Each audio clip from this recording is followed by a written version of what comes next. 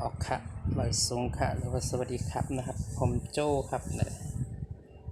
เท้าใจทุนโจครับเนาะออกมาทางคลิปหนึ่งครับค่ะเมื่อในก่อวันที่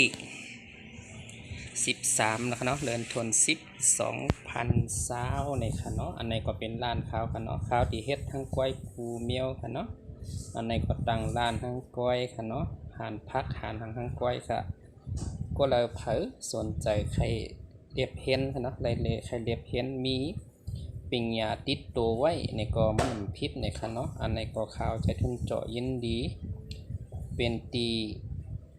ปันโอกาสเดือปันตื้อตั้งค่ะเนาะเพราะว่า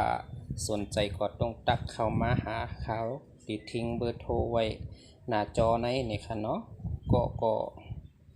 สามารถเฮ็ดอะไรเหมือนค่ะในค่ะเนาะอันในค่ะอันนี้เป็นเป็ดตุ๋นนะคะเนาะอันนี้เป็นเป็ดตุ๋นค่ะอันในก็บ่ยาวก็เก็บล้านเก็บถังก็เก็บทั้งก้อยเฮ็ดทั้งก้อยค่ะเนาะ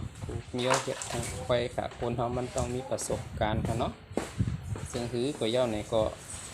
ดีจึงคือก็ลายจึงคือก็มันไปเตาเฮาเฮ็ดทั้งก้อยเฮาคือจะเป็นเมียวค่ะเนาะมันได้เป็นจังได๋ค่ะอันนี้เป็นประสบการณ์เล็กๆน้อยๆค่ะเนาะที่ผ่านมาเนี่ยก็คนเฮาต้องหาแนวทางให้มันดีสิ่งที่ดีๆค่ะเนาะเราอย่าไปคิดสิ่งให้ค่ะเนาะเพราะว่าคนเฮาจะอยู่เมื่อในมือพุกในก็มันจังหวะค่ะเนาะคนเฮาต้อง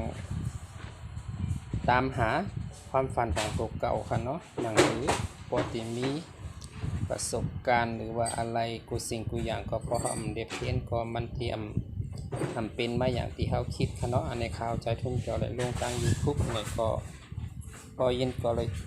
กดไลค์กดแชร์เป็นค่ะเนาะพอชอบพอเก๊กเนี่ยก็พอสนใจก็ต้องตักมาเบอร์ข่าวติดทิ้งไว้คือค่ะเนาะยินดีค่ะมาส่ง